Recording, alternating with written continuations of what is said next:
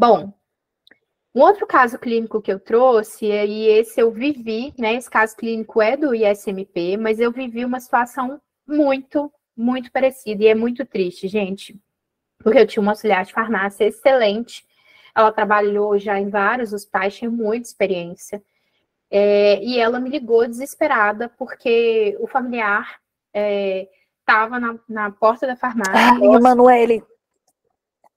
Oi? Acho que Pode seguir, Amanda. Eu acho que ligou aqui.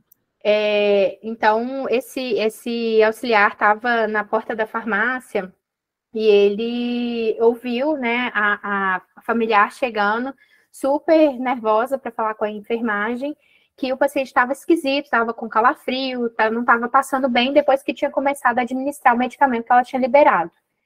Essa auxiliar, na hora, viu e ligou, né? No nosso caso, ligou lá na farmácia para a gente avaliar. Então, é um caso bem parecido com esse. Esse é uma prescrição manuscrita de anfotericina B lipossomal, 5 miligramas por quilo por dia, por 5 dias, foi digitalizada e enviada para a farmácia do hospital. E essa pressão foi checada, estava tudo certo, foi autorizada a dispensação. E aí, após o início da infusão, detectou-se esse quadro, né, nesse paciente, essa questão dos calafrios, o familiar achou estranho, acionou a equipe, a administração, então, foi interrompida e seguida por administração de ranitidina, difenidramina e hidrocortisona.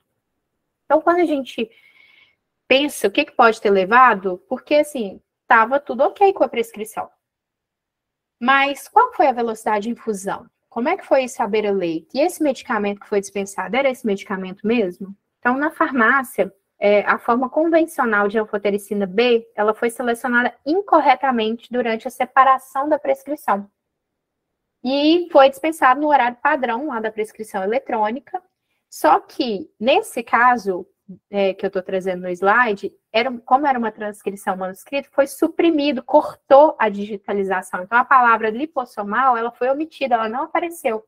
Por isso, foi dispensado apenas a anfotericina B. E aí, foi liberada, né, a desoxicolato, foi administrado 300 miligramas de anfotericina B convencional e não a lipossomal. No caso real que eu vivi, que a auxiliar viu, a gente pensa, onde que essa anfotericina desoxicolato estava armazenada e onde a lipossomal estava armazenada?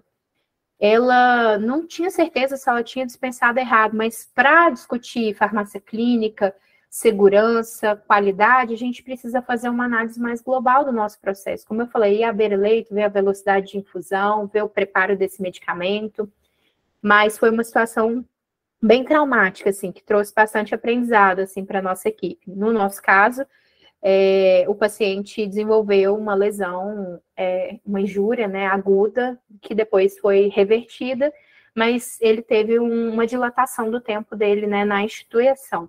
Igualmente, esse paciente aqui do nosso caso, que a gente fez a análise da prescrição, estava tudo correto, mas quando a gente está estruturando um serviço clínico, a gente tem que também fazer esse acompanhamento para além, né, da análise. Essa análise crítica inicial, ela vai servir para a gente desenhar o plano terapêutico e fazer o acompanhamento desses desfechos lá à beira-leito com a equipe, com a família e com o paciente. Então, esse paciente também se deteriorou, né, o quadro clínico, teve a internação prolongada na UTI e precisou realizar uma plasmafese.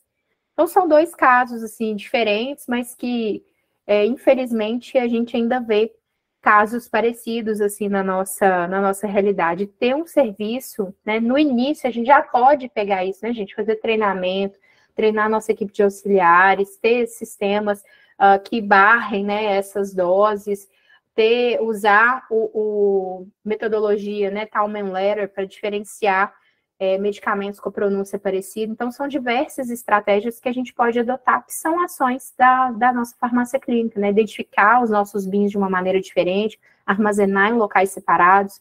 Então, são estratégias aí multimodais, né? Que podem deixar o seu serviço de farmácia clínica mais forte. Então, eu amo esse gato, né? Que, para quem não está lembrando, da Alice, né, no País das Maravilhas, é aquela cena que a Alice chega, tem um caminho para lá e um para cá, o gato está em cima da árvore e ela pede para ele ajuda, né, para onde que ela deve ir. E ele pergunta onde ela quer chegar. E ela fala que não sabe para onde ela vai. E aí ele responde que então qualquer caminho serve. Então, é muito importante a gente saber onde a gente quer chegar. Para guiar, para a gente saber fazer a nossa escolha se a gente vai para A, né, ou B. Então, pensando um pouco nisso, eu trouxe alguns indicadores. É claro que a gente tem resultados de desfecho, resultados de processo, diferentes tipos, né, de resultados que a gente pode comparar. Mas eu quis trazer esse dado que é real da instituição que eu trabalho. Olhem a diferença na curva da nossa análise de prescrição. Isso aqui é de um ano, tá? De julho do ano passado até julho desse ano. Então, nos 6 meses do ano passado, a gente tinha esse perfil mais errático aqui de análise de prescrição. E aqui são as pressões em azul, né? As emitidas, e em verdinho as que a gente checou, que a gente liberou. E aí vocês podem ver que eu não tinha estrutura para fazer essa análise aos finais de semana. E eu nem conseguia, com o número de pessoas que eu tinha, fazer 100%. Mas a ideia era a gente diminuir esse espaço branco aqui. Então, a gente tinha essa meta.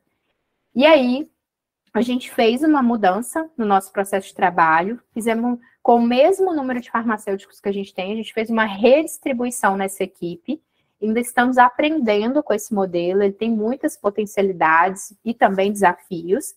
Mas olha o resultado que a gente tem na análise de prescrições. A gente conseguiu diminuir a parte branquinha, e a gente faz isso de segunda a segunda, 24 horas por dia. Então, a ideia é que essas curvas verdes se sobreponham mesmo, né, às azuis. O único dia atípico aqui foi um final de semana, que a gente perdeu uma interface, a gente teve um problema no sistema, mas que é atípico, vejam, né, em um ano aqui. Isso foi a única vez que aconteceu. E aí, essa é uma visão gráfica, mas quando eu olho em volume, lembram lá dos 400 itens que a gente fazia quando fazíamos manualmente? Nesse um ano, olha o número de itens prescritos e o número de itens liberados, né, com o mesmo número de equipes, né, são 71% das prescrições checadas. A gente tem meses, quando eu não tenho férias, né, absenteísmo, que são dificuldades que a gente tem no serviço público, mas a gente já chegou a 90% das pressões liberadas. E, além disso, é muito importante para mim, que estou no SUS, que tem um serviço de residência vinculado, fazer uma gestão, fazer esse desenvolvimento da minha equipe. E aí, esse gráfico em pizza aqui é muito importante, porque ele não mostra para mim, não é só produtividade, número de prescrições liberadas por farmacêutico, mas, às vezes, o cinza e o amarelo são duas farmacêuticas que são R1. As duas vieram da mesma instituição, tem a mesma bagagem de formação. Mas uma analisa mais que a outra. Mas é só 2%, ok. Mas poderia ser 15% comparado com essa que faz 7%. E aí, qual que é a diferença? Eu preciso trabalhar algum assunto técnico, eu preciso levar mais casos clínicos de uma área. Gente, vamos trabalhar antimicrobiano. Não, gente, vamos fazer uma aula de rotação de opioides, vamos pensar na escala da dor. Então, isso aqui serve muito mais do que para pensar em produtividade de farmacêutico, para a gente pensar em assertividade da nossa equipe, né? Pensar de nós mesmos como preceptores, como formadores de pessoas em serviço. E além desses indicadores básicos, a gente tem que pensar no número de intervenções, mas não só para mostrar número, né? Para a gente pensar no perfil dessas intervenções, para a gente pensar no perfil de medicamentos que estão mais relacionados a intervenções. Será que se eu estou intervindo muito com um medicamento top 3 meu, 1, 2 e 3, será que eu não tenho que rever os protocolos que estão relacionados ao uso desses medicamentos? Será que eu não tenho que puxar uma discussão multiprofissional para a gente fazer um treinamento institucional? Então, isso aqui também vai guiando esse nosso início, né, da farmácia clínica. É importante, independente do nível, se você consegue fazer isso aqui, se isso aqui vem pronto para você com a inteligência artificial, se você vai fazer isso numa planilha, é importante você monitorar os seus resultados, saber onde você quer chegar e acompanhar esses números. Então, eu volto para responder para vocês, né, farmácia clínica, por onde começar? A gente tem que começar, gente, avaliando qual é a condição que a gente tem. Deixar um pouco essa autocobrança de querer fazer o perfeito, porque o perfeito não é feito, e a gente precisa começar. Né? A gente tem experiências exitosas de locais aí do Brasil todo, que às vezes tem condições menores de estrutura que às vezes o nosso próprio serviço tem. Então a gente precisa fazer, botar a mão na massa. Então, para finalizar, né, eu queria agradecer vocês. Eu trouxe uma frase do Arthur Ashe, que é um ex-tenista norte-americano. Eu gosto muito dessa frase dele, que é: comece onde está, use o que tem, faça o que pode. Porque o Arthur, ele foi campeão do torneio de Wimbledon, ele venceu o US Open, ele venceu a Copa Davis, ele era um grande ativista, assim, né, além das quadras, ele era uma grande pessoa, né, que estava ali na luta contra o racismo e também no ativismo pela cura do HIV. Então, vamos pensar que a gente também pode ser essa pessoa de sucesso. Basta a gente começar de onde a gente está, usar o que a gente tem e fazer o que a gente pode. É isso, gente. Eu agradeço demais a atenção de vocês. Vou deixar aqui os meus contatos, né? Porque às vezes essa interação online as pessoas podem ficar um pouco mais tímidas, mas eu estou à disposição se vocês tiverem dúvidas. Mas também estão aqui meus contatos, né? Meu Instagram, meu LinkedIn, meu e-mail, que estou à disposição de vocês. Obrigada.